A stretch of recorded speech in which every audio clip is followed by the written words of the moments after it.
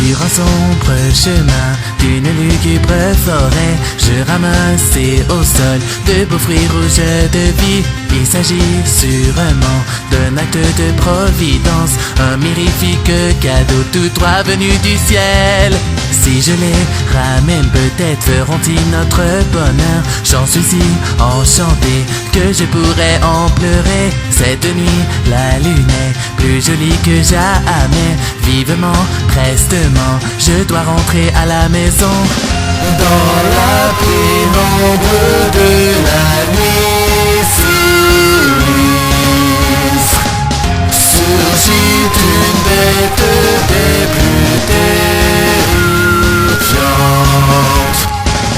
Je l'ai trouvée avec tant de misère, je l'ai trouvée avec tant de chance. C'est pourquoi je ne les laisserai jamais, quoi qu'il en soit.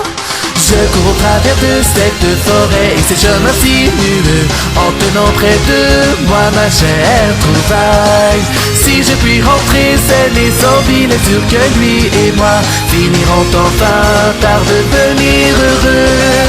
Néanmoins comme une ombre sournoise me pourchassait sans relâche, un ours effrayant au regard vengeur. Je t'en supplie, pardonne-moi de faire ainsi. Je t'en prie, oublie-les et moi aussi. Je suis consciente que ces fruits devaient être en réalité le trésor le plus précieux qui lui ait été. Mais je me mets à courir plus vite encore. Je n'abandonnerai jamais ces deux trésors. Le clair de lune illumine la silhouette de l'ours. Son ombre se rapproche plus en plus de la mienne. J'ai déjà perdu la route menant à la maison, mais je ne fais que courir, je ne pense qu'à m'enfuir. Je me suis mise à crier, l'ours s'est mise à hurler. Inopinément, les deux fruits se mirent à pleurer. En arrivant enfin au pas de la porte de ma chaumière, il vint m'accueillir de son sourire sempiternel.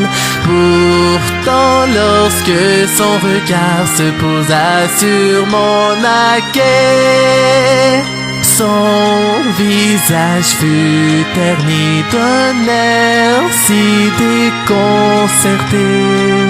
Écoute-moi, malgré tout ton chagrin, il est futile d'en faire autant. Nos enfants chéris ne sont plus de ce monde. Tu devras sur le champ, en y renonçant, rendre à leur véritable maman ces deux poupons égarés.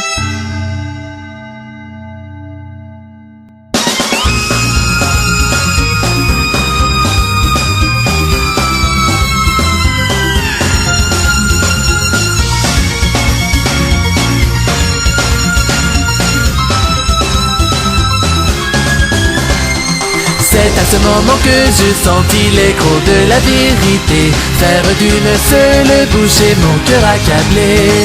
Ces enfants que je trouvais tranquillement endormis, comment pouvais-je ne pas les désirer à tout prix? Même de sa miséricorde, Dieu ne saurait me pardonner de ce péché que je commis sans même hésiter. Pourquoi ne vas-tu donc pas tout réparer?